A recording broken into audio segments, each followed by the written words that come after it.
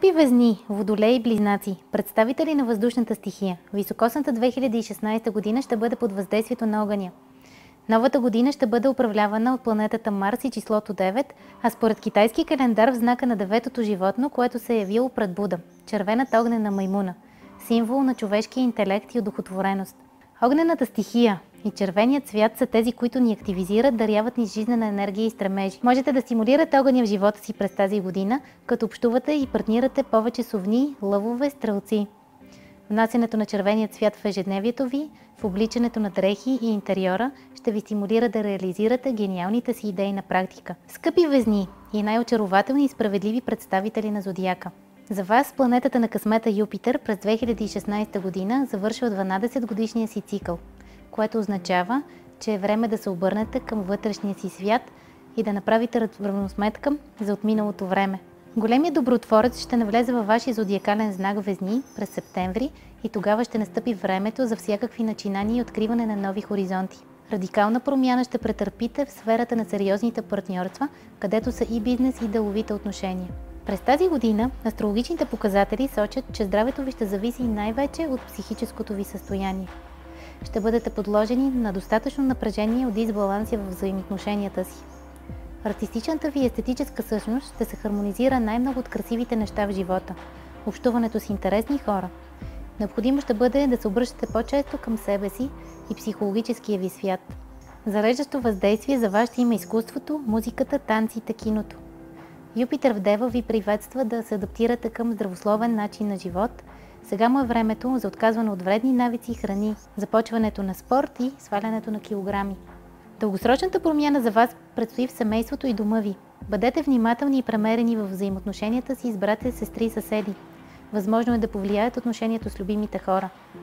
Актуално за някой от вас може да бъде създаването на семейство, за други развод, за трети нов дом или съдбовна среща и ново начало. Любовта и взаимоотношенията с половинките ви ще бъдат положени на изпитание и проверка. Там, където е необходимо, ще се променят с цел подобрение. Ако ли не е разпадане, раздяла, ново начало. Бъдете особено предпазливи във взаимоотношенията си до пролета и не се поддавайте на изкушения. Поемете въздух. След май месец светлината отново ще нахлуе в любовния ви живот. Скъпи водолеи и най-оригинални и изпреварващи времето представители на зодиака! Повелителят на късмета Юпитер ще бъде с вас през 2016 година в сферата на общия бизнес, инвестициите, финансите, кредитите, данъците. Така че време да разрешите казусите в тази област. От началото на януари до септември е вероятно да получите пари от съвместна дейност с партньори, да погасите кредити, да инвестирате успешно, да получите наследства, приходи. Финансовите въпроси ще зависят от влиятелни хора и институции. След 9 септември до следващата година Юпитер навлиза в знака на Везни, в своето царство, в сферата на приключенията, пътешествията, образованието в чужбина. Това ще ви даде шанс да изучавате различни философски дисциплини, чужди езици, да опознавате различни култури, пътешествайки по света, да се запознавате с интересни хора, да завършите някое поредно висше образование, да инвестирате с добри партньори или да се здобиете с недвижими имоти и да бъдете просто оптимисти. През настоящата година ще се радвате на добро здраве.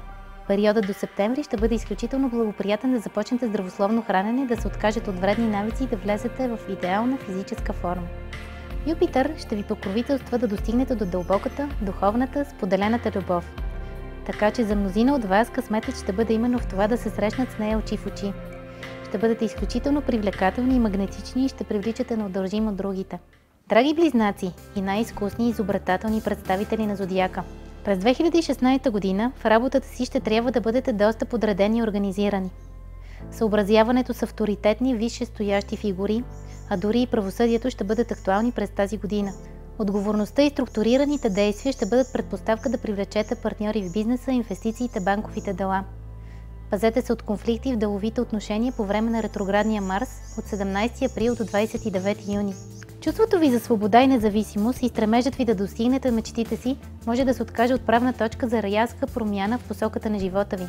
Това е много вероятно да се случи, когато Юпитер влезе в знака на Везни през септември в сферата на творчеството, любовта и децата.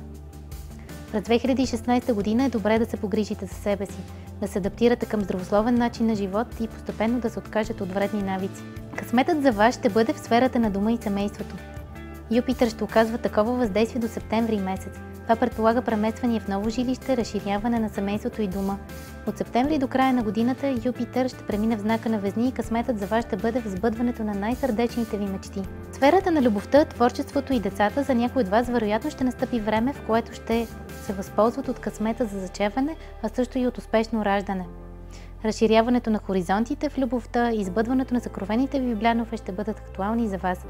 Бъдете умерени и отговорни в отношенията с половинките си, защото Сатурн ви подлага на изпитание и проверка, колко сте съзряли в брака и в сериозните си връзки. Скъпи представители на стихията на въздуха, пожелавам ви през тази година да вдъхвате на света повече смисленост, ентусиазъм, дипломация, близост и разбирателство между хората.